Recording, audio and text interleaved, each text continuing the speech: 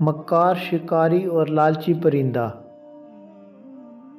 مولانا روم فرماتے ہیں کہ کسی مکار شکاری نے ایک سرسبز گھاس پر اپنا جال پھیلا کر رکھ دیا اور خود بھی درختوں کے سرسبز پتے لپیٹ کر ایک طرف لیٹ گیا۔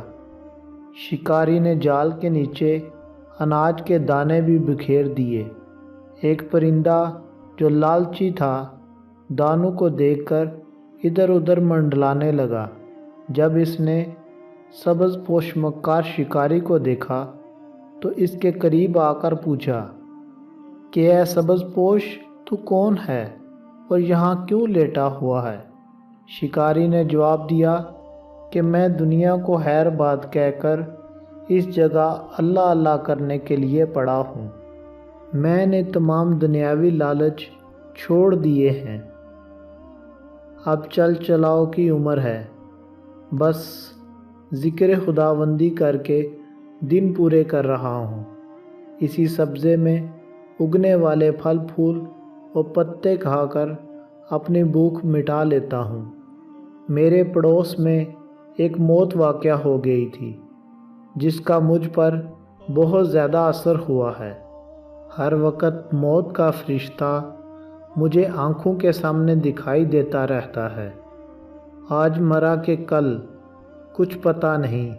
شہر میں میرا کاروبار تھا، دوست احباب تھے، سب کو اسی لیے چھوڑ دیا ہے کہ آخر کل جب موت آئے گی تو بھی انہیں چھوڑنا ہی پڑے گا، کیوں نہ آج ہی چھوڑ دوں۔ پرندہ بولا کہ پیارے پیغمبر صلی اللہ علیہ وآلہ وسلم کا فرمان ہے کہ اسلام میں رہبانیت نہیں، پھر کیوں تم نے راہبانہ راستہ اختیار کیا ہے؟ شکاری بھی کم مکار نہ تھا، اس نے پرندے سے کافی بحث و مباحثہ کیا۔ پرندے کی اصل نگاہ تو ان دانوں پر تھی جو اسے جال کے نیچے دکھائی دے رہے تھے۔ وہ بولا، پھر یہ دانے یہاں کیوں پڑے ہیں؟ شکاری کہنے لگا کہ یہ لوگوں کی امانتیں ہیں جو وہ میرے پاس چھوڑ کر گئے ہیں، ان میں کچھ تو بے سہارا اور یتیموں کی بھی ہیں۔ لوگ مجھے ایماندار سمجھ کر بے سہارا لوگوں کا مال بھی امانت کے طور پر رکھ جاتے ہیں۔ پرندہ جو بھوک سے نڈال ہو چکا تھا کہنے لگا، کیا میں ان کو کھا کر اپنی بھوک نہیں مٹا سکتا؟ کیونکہ میری حالت اس وقت ایسی ہی ہو رہی ہے کہ جس میں حرام کھانا بھی جائز ہے۔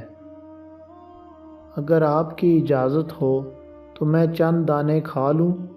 شکاری کو تو اس وقت کا انتظار تھا، کہنے لگا، دیکھ لو یہ کسی کی مانتے ہیں، ان میں خیانت کرنے کا گناہ تمہیں ہوگا۔ بس اتنا ضرور کہوں گا کہ بلا ضرورت زیادہ نہ کھانا، بلکہ اگر ہو سکے تو صرف چند دانے کھا کر اپنی جان بچا لو اور اڑ جاؤ، کہیں اور جا کر پیٹ بھر کر کھا لینا۔ لالچی پرندہ بے صبرا نکلا۔ جو ہی اس نے ایک دانے پر چونچ ماری وہ مکار شکاری کے جال میں پھنس گیا۔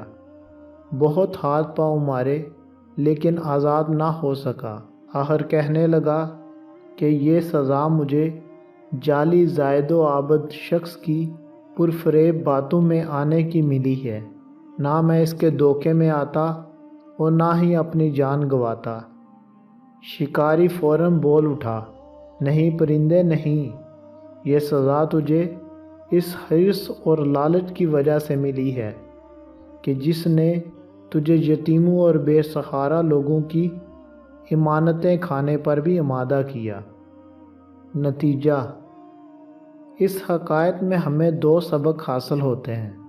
پہلا یہ کہ کسی کی چکنی چپڑی باتوں پر یقین نہیں کر لینا چاہیے۔